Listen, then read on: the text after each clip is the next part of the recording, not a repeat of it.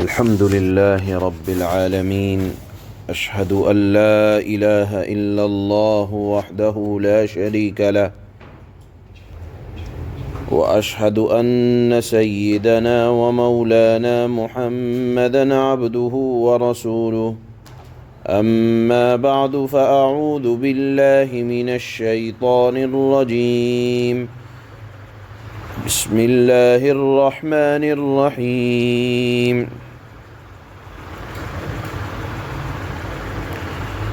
وَلْتَكُنْ مِنْكُمْ أُمَّةٌ يدعون إلى الخير ويأمرون بالمعروف وينهون عن المنكر وأولئك هم المفلحون ولا تكونوا كالذين تفرقوا واختلفوا من بعد ما جاءهم البينات وأولئك لهم عذاب عظيم صدق اللہ مولانا العلی العظیم۔ اس سے پہلے یہ مضمون شروع ہوا تھا، اللہ تعالی نے مسلمانوں کو مخاطب کر کے ارشاد فرمایا کہ مسلمانوں کی انفرادی اور اجتماعی کامیابی کے لیے دو اصول ہیں، یعنی مسلمان کامیاب ہو سکتے ہیں دو اصولوں کی بنیاد پر۔ ایک یہ کہ آپس کے لڑائی جھگڑے کو ختم کریں اللہ کی رسی کو، اور آپس کی لڑائی اور جھگڑے کو ختم کرنے کے لیے اللہ نے فرمایا کہ سب مل کر قرآن کو اپنا رہبر بنا لو اور تقوی کو لازم پکڑو۔ اور یہ تمام چیزیں اس وقت ممکن ہوں گی جب مسلمانوں کے درمیان بھلائی اور برائی کو بیان کرنے والے لوگ رہیں گے، ایک جماعت رہے گی جس کا کام ہی یہ ہوگا کہ وہ امت کو خیر کی طرف بلاتی رہے، بھلائی کا حکم کرتی رہے، برائی کو روکتی رہے۔ اور پھر فرمایا اللہ نے کہ یہود و نصارہ کی طرح مت ہو جانا، یعنی جس نے خدا کے احکام کو پہنچانے کے بعد محض نفسانی خواہشات کی بنیاد پر دین میں ٹکڑے کر دیے اور مختلف گروہوں میں بٹ گئے۔ اللہ نے فرمایا وَلَا تَكُونُوا كَالَّذِينَ تَفَرَّقُوا، مسلمانوں تم لوگ گروہوں میں مت بٹنا، فرقہ بندیوں میں مت بٹنا، دین کو تباہ کرنے والا اور اللہ کے عذاب کو دعوت دینے والا یہی ایک بنیاد ہے کہ تم اس دین کے اندر تبدیلی کر دو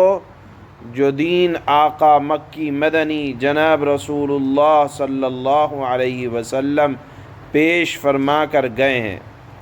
بہرحال کھلے طور پر اللہ نے فرمایا کہ امت کے اندر ایک جماعت اس طرح کی قائم رہے جو امر بالمعروف اور نہی عن المنکر کا فریضہ انجام دینے والی ہو۔ اب آپ یہاں سمجھیں کہ ہر فرد پر اپنی استطاعت کے اعتبار سے اور اپنی قدرت کے موافق اللہ کے دین کی بات کو پہنچانا فرض ہے، اور اس کی شروعات سب سے پہلے اپنی ذات سے، اس کے بعد اپنے گھر والوں سے، اور پھر اس کے بعد ملنے جلنے والوں کی طرف دل میں محبت اور درد کے ساتھ اللہ کے دین کو پہنچانا، یہی امر بالمعروف اور نہی عن المنکر جس کا یہاں آیت میں حکم ہے۔ اور اس کی شروعات ہم نے بتایا کہ اپنے گھر والوں سے کریں اور اپنی استطاعت کے بقدر کریں، جیسے اللہ نے فرمایا وَأْمُرْ أَهْلَكَ بِالصَّلَاةِ وَاصْطَبِرْ عَلَيْهَا لَا نَسْأَلُكَ رِزْقًا۔ سورہ طٰہٰ میں اللہ نے فرمایا کہ آپ سب سے پہلے اپنے گھر والوں کو حکم دیں اور اس سے پہلے وَاصْطَبِرْ عَلَيْهَا، خود آپ کا عمل جو ہے وہ دعوت دینے والا ہو۔ یہاں علماء نے لکھا ہے کہ دعوت الی الخیر سے کیا مراد ہے، جس کو قرآن میں جگہ جگہ فرمایا جاتا ہے یدعون الی الخیر، اس سے مراد کیا ہے، خیر کیا ہے؟ تو اس کی تفسیر خود جناب رسول اللہ صلی اللہ علیہ وسلم سے یہ مروی ہے کہ خیر سے مراد یہ ہے کہ قرآن کی دعوت اور میری سنت کا اتباع، اس کی طرف بلاؤ۔ اور قرآن کی طرف بلانا، قرآن کی تلاوت کی طرف بلانا، قرآن کے احکامات کو لوگوں میں پھیلانا، قرآن کو اپنا مقصود بنانا، قرآن کو اپنا رہبر بنانا، قرآن کی تعلیمات کو عام کرنا، یہ سب سے بڑی خیر ہے۔ اور یہ اپنی طرف سے نہیں، اللہ کے نبی نے یدعون الی الخیر کی تفسیر بیان کی ہے کہ خیر سے مراد یہ ہے کہ قرآن کی طرف بلایا جائے اور میری سنت کا اتباع کی طرف بلایا جائے۔ دعوت الی الخیر کا کام ہر وقت ہر زمانے میں ہوا ہے، اگرچہ منکرات کا وجود ہو یا نہ ہو۔ مثال کے طور پر رمضان، یا جیسے آج کل حج کا زمانہ ہے تو لوگوں کو حج کی فرضیت کو سمجھانا اور اسی طرح سے نہ کرنے والوں پر اللہ کے نبی صلی اللہ علیہ وسلم کی جو وعیدیں ہیں ان سے آگاہ کرانا، یا مثال کے طور پر رمضان کا وقت ہوا، لوگوں کو روزے کی فرضیت بتلانا۔ اور پھر یہاں یہ سمجھ لینا چاہیے کہ دعوت الی الخیر کے دو درجے ہیں۔ پہلا تو یہ کہ مسلمانوں کو قرآن کریم کے احکامات سمجھائے جائیں، شریعت کو سمجھایا جائے، عقائد کو، مسائل کو، شریعت کو، پاکیزہ رہنے کے طریقے کو، معاشرت کو، معاملات کو، حسن اخلاق کو، جو اسلام کے بنیادی 5 ارکان ہیں، پہلے تو مسلمانوں کو سمجھایا جائے۔ اس کو کہا جاتا ہے دعوت الی المسلم، یہ تو ہر فرد پر لازم ہے۔ اسی طرح سے دوسرا کام یہ ہے، دعوت الی الخیر کا دوسرا درجہ یہ ہے کہ غیر مسلموں کو اسلام کا حسن سمجھایا جائے اور اسلام کی طرف دعوت دی جائے۔ تمام دنیا میں بسنے والی قوموں کے سامنے اسلام کا بہترین انداز میں تعارف کیا جائے، یہ دعوت الی الخیر کا دوسرا درجہ ہے۔ یہ دعوت الی الخیر، غیر مسلموں میں اسلام کا تعارف، یہ زبان سے بھی ہوگا، لکھ کر بھی ہوگا۔ اسلام کے خلاف اٹھنے والی ہر تحریک کو، جو اسلام کو بدنام کرے، اسلام کے بہترین انداز میں جو لوگ لکھ کر تعارف کرائیں، وہ بھی دعوت الی الخیر کے اندر ہیں۔ جو لوگ زبان سے اسلام کا دفاع کریں یا اسلام کی خصوصیت بیان کریں، وہ بھی دعوت الی الخیر کے اندر داخل ہے۔ اور جو اپنے عمل سے راستے میں چل رہا ہے، دل میں یہ بات ہے کہ میں مسلمان ہوں، چہرے پر داڑھی ہے، سر پر ٹوپی ہے، بدن پر اسلامی لباس ہے، میری ذات سے کوئی ایسا عمل صادر نہ ہو جو اسلام کو بدنام کرنے والا ہو، تو یہ بھی اپنے عمل سے دعوت الی الخیر ہے۔ لہذا دین کو بہت منحصر کر دینا اور دعوت الی الخیر کے مضمون کو مختصر کر دینا، یہ ناسمجھی کی بات ہے۔ لہذا جو اپنی زبان سے اسلام کا دفاع کر رہا ہے، اسلام کی خصوصیتیں بیان کر رہا ہے، وہ بھی دعوت الی الخیر ہے۔ جو لکھ کر رہا ہے، وہ بھی دعوت الی الخیر ہے۔ جو اپنی زبان سے اور عمل سے اسلام کا تعارف کرا رہا ہے، مثال کے طور پر آپ کے پڑوس میں غیر مسلم ہیں، آپ مسلمان ہیں، آپ نے اپنے کردار سے اپنے پڑوس میں بسنے والے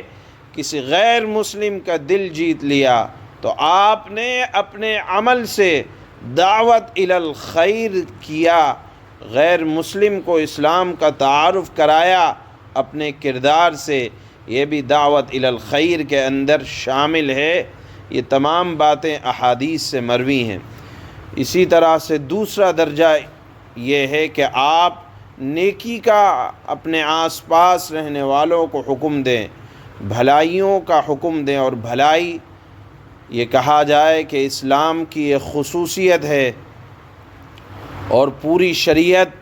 اس کا ماحصل ہے، اس کی طرف بلانا اور برائیوں سے روکنا، اور برائی وہی منکرات جس کو اللہ کے نبی صلی اللہ علیہ وسلم نے مختلف احادیث میں بیان فرمایا، اللہ نے قرآن میں بیان فرمایا، وہ تمام چیزیں منکرات کے اندر داخل ہیں۔ ہوتا یہ ہے کہ ہم اور آپ معروفات کو تو بیان کرتے ہیں اور یہ کہتے ہیں کہ منہیات کو نہ بیان کیا جائے، آپ اپنی طرف سے دین کو منحصر کر رہے ہیں۔ اللہ نے فرمایا معروف کا حکم دو، منکرات سے روکو، اور لوگ یہ کہتے ہیں کہ ابھی منکرات سے نہ روکو، ابھی وقت نہیں آیا۔ یاد رکھیں، شریعت کے ایک حکم کو ماننا اور دوسرے کا انکار کرنا یہ بھی درست نہیں ہے۔ جہاں آپ معروف کا، خیر کا حکم دیں گے، برائیوں سے بھی لوگوں کو روکیں گے۔ اللہ نے فرمایا خیر کا حکم دینا اور برائیوں سے روکنا یہ ایک ایسی چیز ہے کہ اگر امت میں یہ قائم رہے گی تو اللہ تعالیٰ اس امت کو کامیابی اور اسی طرح تقوی طہارت عطا فرماتے رہیں گے، اور یہی وہ چیز ہے جو امت کی فلاح اور کامیابی کی ضمانت بنے گی۔ اسی کو اللہ نے یہاں فرمایا وَأُولَئِكَ هُمُ الْمُفْلِحُونَ، ایسے ہی لوگ کامیاب ہیں۔ اللہ فرماتے ہیں وَلْتَكُن مِّنكُمْ أُمَّةٌ يَدْعُونَ إِلَى الْخَيْرِ وَيَأْمُرُونَ بِالْمَعْرُوفِ وَيَنْهَوْنَ عَنِ الْمُنكَرِ وَأُولَئِكَ هُمُ الْمُفْلِحُونَ۔ اور تم میں ایک ایسی جماعت ہونا ضروری ہے کہ جو خیر کی طرف بلایا کرے۔ میں نے بتایا کہ خیر سے مراد جو تفسیر منقول ہے اللہ کے نبی کی وہ ہے کہ قرآن کی دعوت دیا کرے اور سنت کی اتباع کی دعوت دیا کرے، اور یہ دعوت دینا اپنے کردار سے بھی ہوگا، زبان سے بھی ہوگا، اعمال سے بھی ہوگا، لکھ کر بھی ہوگا، اور اسی طرح بول کر بھی ہوگا۔ اور نیک کام کرنے کو کہا کریں اور برے کاموں سے روکا کریں، یعنی نیک کاموں کا حکم اور برائیوں سے روکنا یہ دونوں شامل ہیں۔ اس کے بعد اللہ فرماتے ہیں وَأُولَئِكَ هُمُ الْمُفْلِحُونَ، ایسے لوگ پورے کے پورے کامیاب ہوں گے۔ وَلَا تَكُونُوا كَالَّذِينَ تَفَرَّقُوا وَاخْتَلَفُوا مِن بَعْدِ مَا جَاءَهُمُ الْبَيِّنَاتُ وَأُولَئِكَ لَهُمْ عَذَابٌ عَظِيمٌ۔ اور مسلمانوں تم ان لوگوں کی طرح نہ ہو جانا جنہوں نے باہم تفریق کر لی، جنہوں نے آپس میں پھوٹ ڈال لی اور باہم آپس میں اختلاف کر لیا چھوٹی چھوٹی باتوں کی بنیاد پر۔ ان کے پاس قرآن کریم کی شکل میں واضح احکامات کے پہنچنے کے بعد جب ہمارے درمیان قرآن موجود ہے تو اختلاف کی ضرورت کیا، اور جب اللہ کے نبی کی سنتیں موجود ہیں تو اختلاف کی وجہ کیا؟ تمام حل اللہ نے اور اللہ کے نبی نے، چونکہ یہ دین قیامت تک کے لیے ہے، کوئی چیز چھوڑی نہیں ہے کہ اختلاف کیا جائے۔ اللہ فرماتے ہیں کہ تم ان لوگوں کی طرح مت ہو جانا جنہوں نے باہم پھوٹ ڈال لی، آپس میں اختلاف کر لیا۔ ان کے پاس قرآن کریم کے واضح احکامات کے پہنچنے کے بعد اگر ایسا کرو گے یعنی چھوٹی چھوٹی باتوں کی بنیاد پر لڑائی جھگڑے فرقہ بندی آپس میں اختلافات ہوں گے تو ہوگا کیا کہ وَأُولَئِكَ لَهُمْ عَذَابٌ عَظِيمٌ۔ اب لڑائی جھگڑے کرنے کے بعد سن لو، ان لوگوں کے لیے سزائے عظیم ہوگی، عظیم سزا ہوگی ایسے جھگڑا کرنے والے لوگوں کے لیے۔ سبحان اللہ۔